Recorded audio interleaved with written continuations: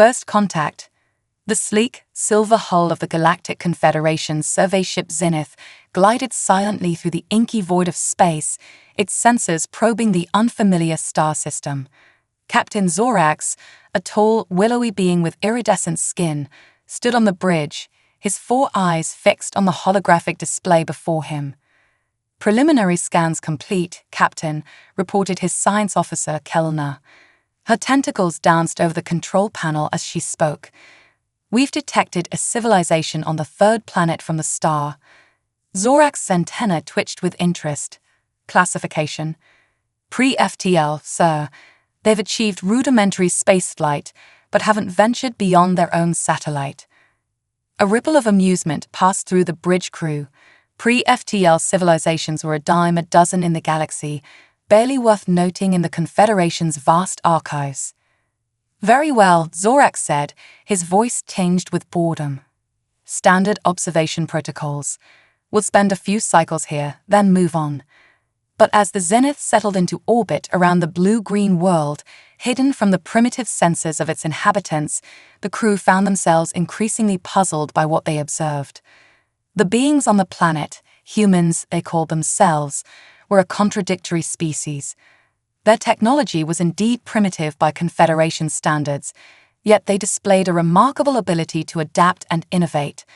They had split the atom, but still burned fossil fuels. They had mapped their own genome, yet still succumbed to simple diseases. Most intriguing of all was their method of governance. Unlike the harmonious consensus of the Confederation, human nations squabbled and competed, yet somehow managed to cooperate on a global scale when needed. "Fascinating," mused Kelena as she reviewed the data. "Their political structures should have collapsed ages ago, yet they persist. It's as if chaos itself fuels their progress." Zorax found himself spending more and more time in the observation deck, watching the swirling patterns of light on the planet's night side. Something about these humans nagged at him, a feeling he couldn't quite place. Weeks turned into months, and the Zenith's mission stretched far beyond its original parameters. The crew compiled vast amounts of data on human culture, technology, and biology. They marveled at the species' art and music, puzzled over their complex emotions, and debated the merits of their fractious political systems. It was during one of these debates that the unthinkable happened. Alarms blared across the ship. Zorax rushed to the bridge, his heart's pounding. "Report." "Sir," his tactical officer stammered, "we're being hailed by the humans." A stunned silence fell over the bridge. It was impossible. Their cloaking technology was far beyond anything this pre-FTL civilization should be able to detect. On screen, Zorax ordered, his voice steady despite his shock. The holographic display flickered to life, revealing a human female with dark skin and keen eyes. She wore a uniform adorned with symbols of rank unfamiliar to the Confederation crew. "Greetings, visitors," she said in flawless galactic standard. "I am Admiral Helena Chen of the United Earth Defense Force. We've been aware of your presence for some time now. We thought it was about time we introduced ourselves properly." Zorax's mandibles clicked in astonishment. He glanced at Kelena, who nodded confirmation. The transmission was coming directly from the planet's surface. Gathering his composure, Zorax stepped forward. "I am Captain Zorax of the Galactic Confederation's survey ship Zenith. How is this possible? Our scans showed no evidence of technology capable of detecting us, let alone communicating in our language." Admiral Chen smiled, a gesture the Zenith's crew had learned was usually friendly. "Captain, if I may be blunt, you've been had. What you've seen of Earth these past months has been a carefully crafted illusion. We've known about the wider galactic community for decades, but we chose to keep that knowledge secret while we prepared." The implications hit Zorax like a plasma burst. If the humans had managed to fool their senses so completely, what else were they capable of? "But why?" he asked. "Why the deception?" "Caution, Captain," Chen replied. "History has taught us that first contacts between civilizations can be fraught. We wanted to understand you before we revealed ourselves. And frankly, we wanted to see how you'd react to a seemingly primitive species.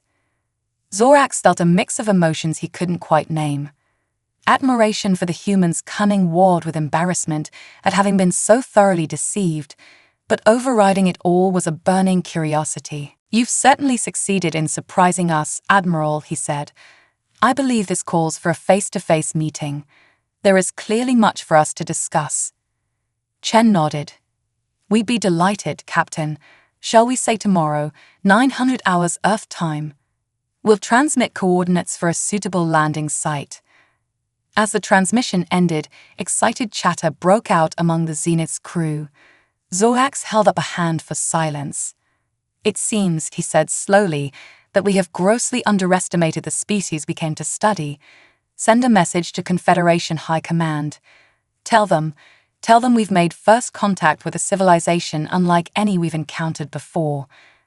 As preparations began for the historic meeting, Zorax couldn't shake the feeling that the galaxy had just changed irrevocably.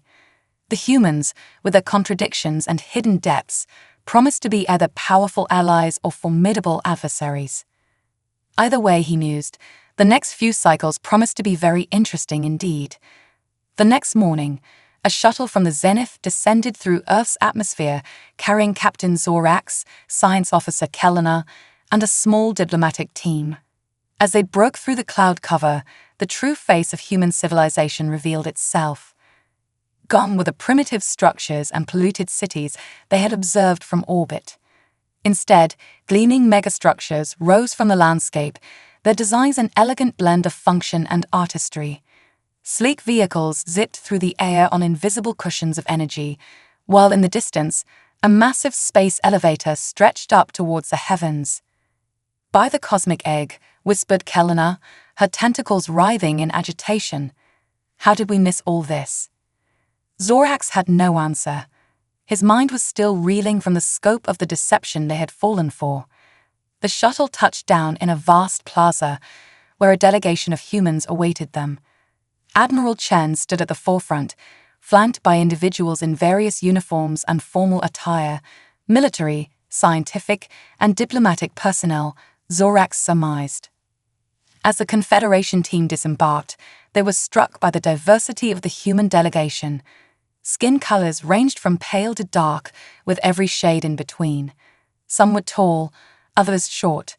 Their faces displayed a remarkable variety of features, yet they all stood united, presenting a unified front to their alien visitors. "Welcome to Earth, Captain Zorax," Admiral Chen said, stepping forward with an outstretched hand. The Zenith's cultural database identified this as a traditional human greeting gesture. Rising tensions. The Great Hall of the Galactic Confederation's Central Council buzzed with an energy not seen in millennia. Representatives from 1,000 worlds filled the chamber, their varying anatomies creating a dizzying tableau of diversity. At the center of it all stood Ambassador Lucia Reyes, her poise unwavering as she addressed the assembly. "And so, honored representatives, I stand before you not just as a voice for Earth, but as an advocate for a new era of galactic cooperation.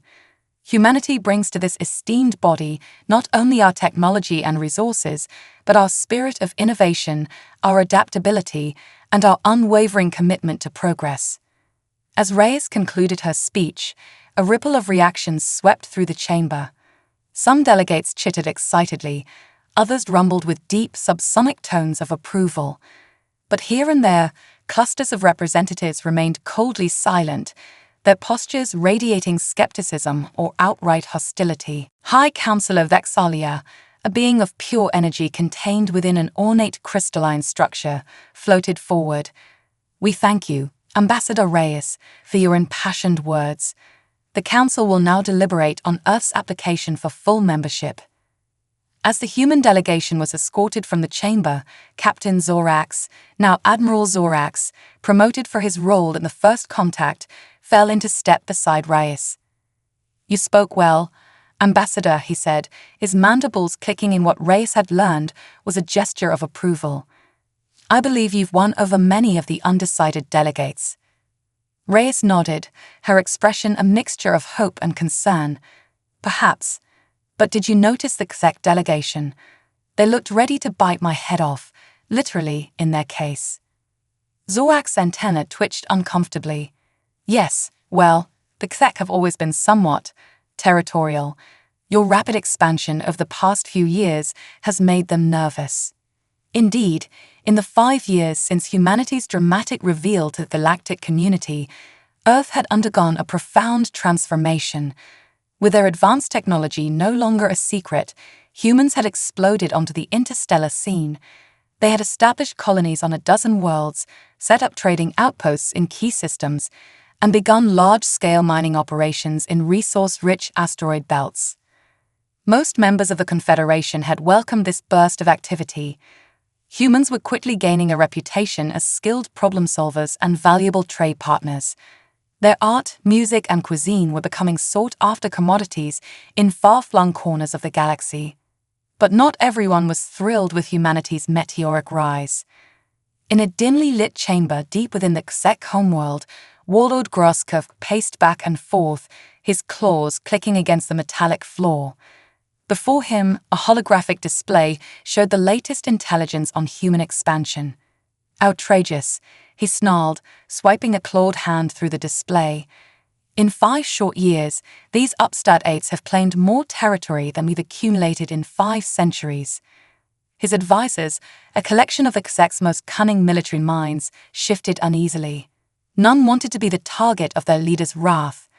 Finally, one brave soul spoke up. But Warlord, the humans have broken no laws. They settled only unclaimed worlds, and their mining operations have been approved by the Confederation's Resource Management Committee. Gruskov whirled on the speaker, teeth bared. Laws? Committee approvals. Such concerns are for weaker species. We are XEC. We take what we want. He stalked back to the holographic display, glaring at the glowing dots representing human colonies. For too long, we've allowed the Confederation's rules to hold us back. But now, with these humans upsetting the balance of power, perhaps it's time we reminded the galaxy of true XEC might. A ripple of excitement passed through the assembled advisors. It had been generations since the XEC had engaged in open conquest. The prospect of battle made their blood sing. "What do you propose, Warlord?" asked his chief strategist, eyes gleaming. Gruskok's mouth stretched into a feral grin. "We'll start small. Provocations, border skirmishes, push the humans, test their defenses, and when the time is right," he clenched his fist, crushing a holographic representation of Earth, "we strike at their heart." Back on Earth, in the gleaming spires of New Geneva, the headquarters of the United Earth Government hummed with activity. In a secure conference room, military and political leaders pored over reports from across human space. Fleet Admiral Yara Santos, a veteran of Earth's hidden space fleet, frowned at the display before her. Another incident in the Proxima system. A Keck patrol ship accidentally fired on one of our mining outposts. Minimal damage, no casualties, but it's the 3rd such accident this month. General Marcus Williams nodded grimly. "They're probing our defenses, testing our resolve, classic tactical maneuvers." "But why?" asked Dr. Emil Novak, the UEG's chief science advisor. "We've done nothing to provoke the XEC. All our expansion has been within Confederation guidelines." "It's not about what we've done," said Helena Chen, now serving as Earth's Minister of Galactic Affairs. "It's about what they fear we might do." The XEC have always fancied themselves the military powerhouse of the Confederation. Our rapid advancement threatens that position. President Kimberly Saito leaned forward, her weathered face etched with concern. "Options, people. I need options. We can't allow these provocations to continue, but we also can't risk open war. The last thing we need is to validate the fears of those who opposed our membership in the Confederation." Admiral Santos spoke up. "We could deploy the Phantom Fleet, use our stealth technology to—" "No," President Saito cut her off. "The Phantom Fleet remains our ace in the hole. We reveal that, we lose a significant strategic advantage." Minister Chen cleared her throat. "What about the diplomatic solution? We could appeal to the Confederation Council, present evidence of the Czech aggression. Williams shook his head. And look weak. That'll just encourage the Czech to push harder. As the debate continued, Dr. Novak sat quietly, his mind racing. Finally, he spoke. What if we give them what they want? All eyes turned to him. Explain, President Saito said. Novak stood, moving to the holographic display.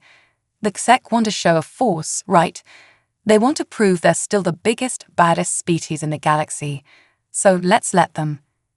He manipulated the display, highlighting a string of systems along the border of Czech space. We've been considering colonizing these systems, but they're not critical to our expansion plans. What if we make a big show of moving in, let the Czech catch wind of it, then pull back when they inevitably come to defend their territory? Admiral Santos caught on quickly. A strategic withdrawal. We look reasonable to the rest of the Confederation. The Czech get to flex their muscles. And we quietly redirect our real expansion efforts elsewhere, finished Williams, a gleam of appreciation in his eye. President Saito leaned back, a small smile playing at her lips. Misdirection.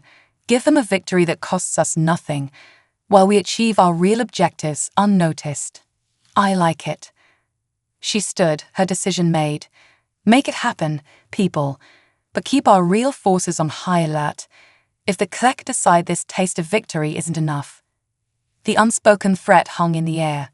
Humanity had worked hard for peace, but they hadn't forgotten how to fight. Months passed. The plan worked better than anyone had dared hope. The Czech, emboldened by humanity's apparent retreat from the border systems, grew bolder in their posturing.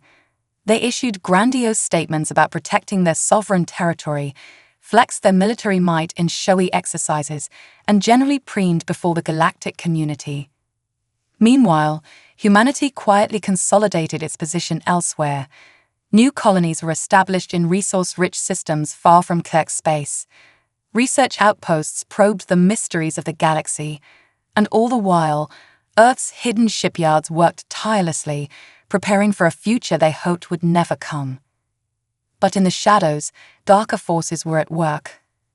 On a remote Czech colony, Warlord Groskuk met in secret with representatives from other species disgruntled with humanity's rise. Arrogant Vrel merchants whose monopolies had been broken by human traders. Zealous Pexbilki priests who saw humanity's scientific worldview as a threat to their religion.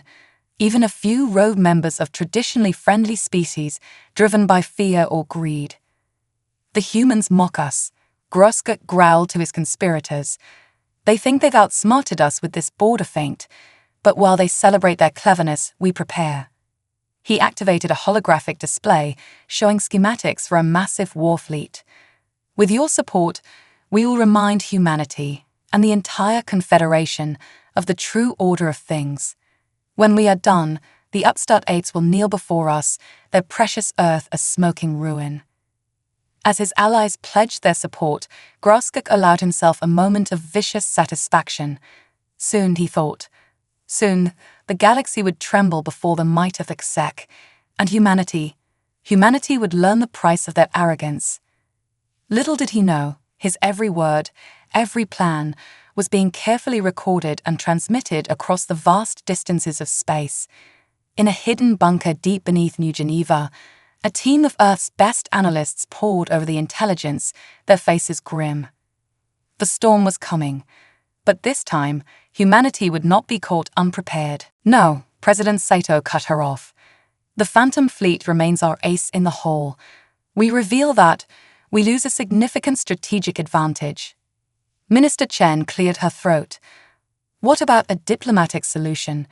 We could appeal to the Confederation Council, present evidence of the Czech aggression. Williams shook his head. And look weak. That'll just encourage the Czech to push harder. As the debate continued, Dr. Novak sat quietly, his mind racing. Finally, he spoke. What if we give them what they want? All eyes turned to him. Explain, President Saito said. Novak stood, moving to the holographic display. The Xek want a show of force, right? They want to prove they're still the biggest, baddest species in the galaxy. So let's let them. He manipulated the display, highlighting a string of systems along the border of Xek's space. We've been considering colonizing these systems, but they're not critical to our expansion plans. What if we make a big show of moving in, let the Xek catch wind of it, then pull back when they inevitably come to defend their territory? Admiral Santos caught on quickly. A strategic withdrawal. We look reasonable to the rest of the Confederation. The Xek get to flex their muscles. And we quietly redirect our real expansion efforts elsewhere, finished Williams, a gleam of appreciation in his eye. President Saito leaned back, a small smile playing at her lips. Misdirection. Give them a victory that costs us nothing, while we achieve our real objectives unnoticed. I like it. She stood, her decision made. Make it happen, people, but keep our real forces on high alert. If the Xek decide this taste of victory isn't enough. The unspoken threat hung in the air. Humanity had worked hard for peace, but they hadn't forgotten how to fight. Months passed. The plan worked better than anyone had dared hope. The Xek, emboldened by humanity's apparent retreat from the border systems, grew bolder in their posturing. They issued grandiose statements about protecting their sovereign territory, flexed their military might in showy exercises, and generally preened before the galactic community. Meanwhile, humanity quietly consolidated its position elsewhere. New colonies were established in resource-rich systems far from Xek's space. Research outposts probed the mysteries of the galaxy, and all the while, Earth's hidden shipyards worked tirelessly, preparing for a future they hoped would never come. But in the shadows, darker forces were at work. On a remote Xek colony, Warlord Groskov met in secret with representatives from other species disgruntled with humanity's rise. Arrogant Vrel merchants whose monopolies had been broken by human traders. Zealous Pixelki priests who saw humanity's scientific worldview as a threat to their religion. Even a few rogue members of traditionally friendly species driven by fear or greed. The humans mock us. Groskut growled to his conspirators. They think they've outsmarted us with this border feint, but while they celebrate their cleverness, we prepare. He activated a holographic display showing schematics for a massive war fleet. With your support, we will remind humanity and the entire Confederation of the true order of things. When we are done, the upstart apes will kneel before us, their precious Earth a smoking ruin. As his allies pledged their support, Groskuk allowed himself a moment of vicious satisfaction. Soon, he thought, soon the galaxy would tremble before the might of the Xek, and humanity would learn the price of that arrogance. Little did he know, his every word, every plan, was being carefully recorded and transmitted across the vast distances of space. In a hidden bunker deep beneath New Geneva, a team of Earth's best analysts pored over the intelligence, their faces grim. The storm was coming, but this time, humanity would not be caught unprepared. Technological leap. The vast chamber hummed with barely contained energy. Rows of quantum computers lined the walls, their processing cores glowing with an otherworldly light. At the center of it all stood Dr. Arya Khan, Earth's foremost expert in xenotechnology and the architect of humanity's hidden technological revolution. Status report, she demanded, her eyes never leaving the holographic display before her. Her assistant, a young prodigy named Zhen, spoke up. The Nexus is at 97% capacity, Doctor. All systems are green. We're ready to initiate the final phase. Dr. Khan nodded, a mix of excitement and trepidation coursing through her. What they were about to attempt had never been done before, not by humans or any known species in the galaxy. If it worked, it would change the course of the war. If it failed, well, failure wasn't an option. Very well, she said, her voice steady. Begin the activation sequence. As her team rushed to comply, Dr. Khan's mind wandered back to the events that had led them to this moment. The years of secret research, reverse engineering alien tech, while presenting a facade of relative technological backwardness to the galaxy. The frantic months since the invasion began, working around the clock to bring their most ambitious projects to fruition. The Reckoning. The Great Hall of the Galactic Confederation's Central Council, once a symbol of unity and cooperation, now stood silent and tense. Representatives from across the galaxy sat in uneasy silence, their eyes fixed on the empty podium at the center of the chamber. The doors swung open, and a collective gasp rippled through the assembly. Ambassador Lucia Reyes strode in, flanked not by her usual diplomatic entourage, but by a contingent of human soldiers in sleek, advanced armor. Behind them floated several spherical drones, their surfaces shifting and reshaping constantly, a visual representation of the incredible technology humanity now wielded. As Reyes took her place at the podium, the drones spread out, projecting a massive holographic display that filled the air above the assembled representatives. It showed the galaxy in intricate detail, with human-controlled space highlighted in a soft blue glow. That glow was expanding rapidly, engulfing system after system. Honored representatives of the Galactic Confederation, Reyes began, her voice calm but carrying an undercurrent of steel. I come before you today not as a supplicant, nor as a conqueror, but as the voice of a people who have been grievously wronged. She gestured to the holographic map. What you see here is the current state of what you so quaintly called the human problem. In the span of mere weeks, we have not only repelled the unprovoked attack on our worlds, but have pushed deep into the territory of our aggressors. Murmurs of disbelief and fear rippled through the chamber. Reyes continued, her voice rising. We offered you friendship. We extended the hand of peace. And how did you repay us?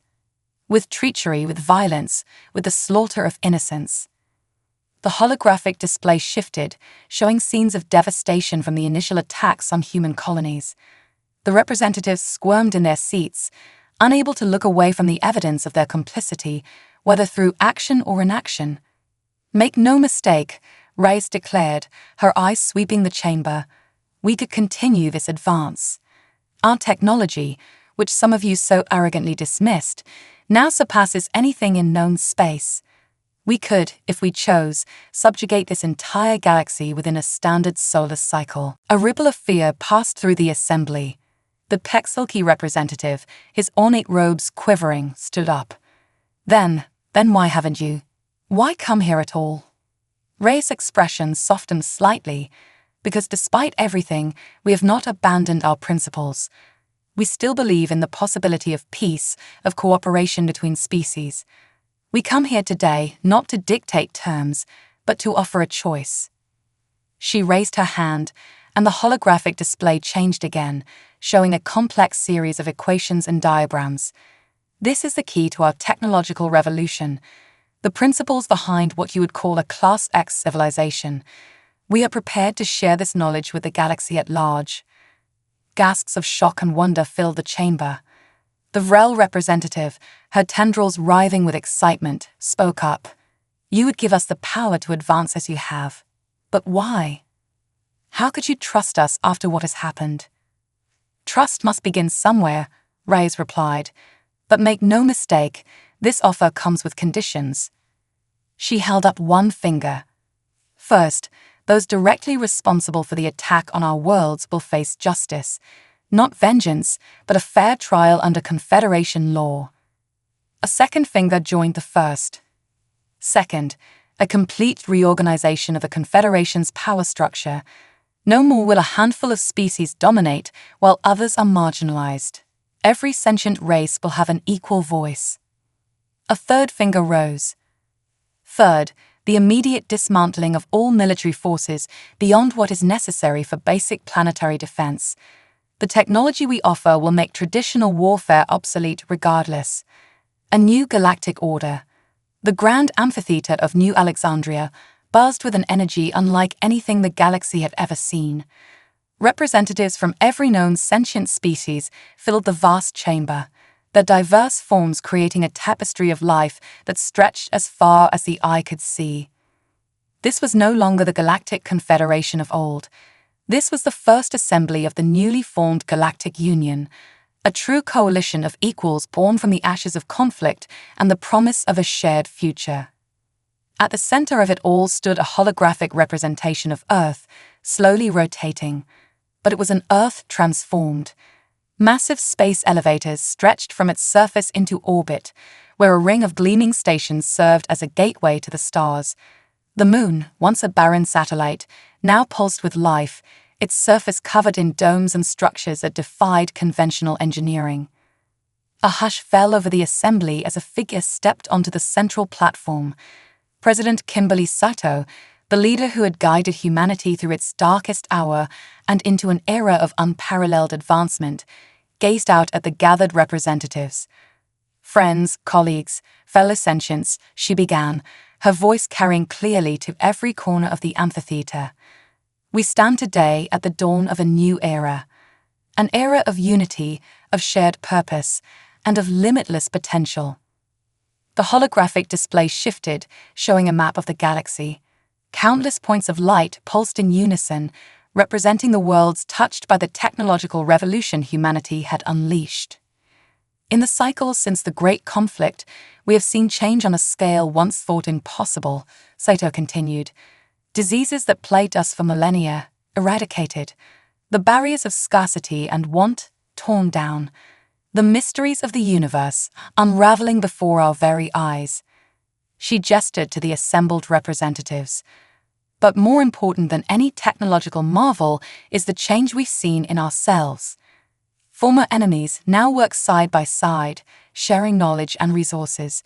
Species that once fought over scraps of territory now explore the vast frontier of space together.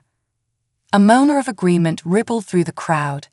Even the XEC delegation, once the proudest warriors in the galaxy, nodded in affirmation. Their society had undergone a profound transformation, channeling their martial spirit into the challenges of space exploration and scientific discovery. Yet, we must not forget the lessons of the past, Sato warned, her tone growing solemn. Power, no matter how benevolently wielded, can corrupt. That is why humanity does not stand here as conquerors or rulers, but as equals.